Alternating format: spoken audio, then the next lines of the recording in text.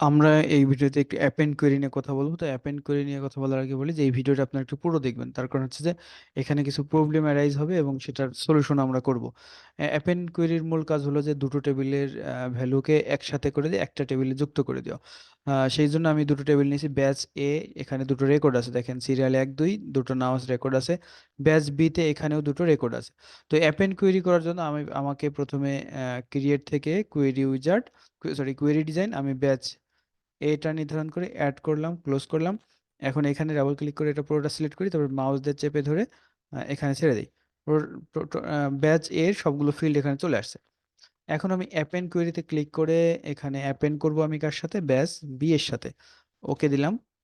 ওকে দিয়ে যখন আমি কোয়েরিটা রান করতে যাই তখন আমি এস দিলাম। এখন দেখেন আমাকে একটা ইরর দিছে।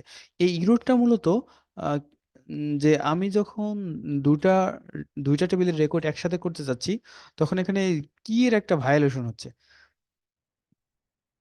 কি এর একটা ভায়োলেশন হচ্ছে, এই ভায়োলেশনটা আসলে কি যদি আমরা একটু দেখার চেষ্টা করি।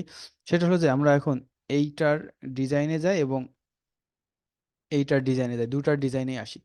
এইখানকার ডিজাইনে এসে দেখেন যে এখানে আইডিটা কি আছে, প্রাইমারি কি আছে, মানে ইউনিক করা আছে, মানে এই আইডি ফিল্ডের ভ্যালুগুলো ইউনিক হবে। কিন্তু আমরা তো দেখলাম ব্যাচ এ তে 1 2 দুটো আইডি আছে, আবার ব্যাচ বি তে 1 2 দুইটা আইডি আছে।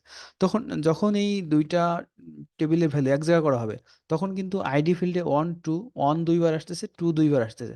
তখন কিন্তু এর আর ইউনিকনেস বা স্বতন্ত্রতা থাকতেছে না, যার কারণে কিন্তু আমার ইরোরটা আসছে।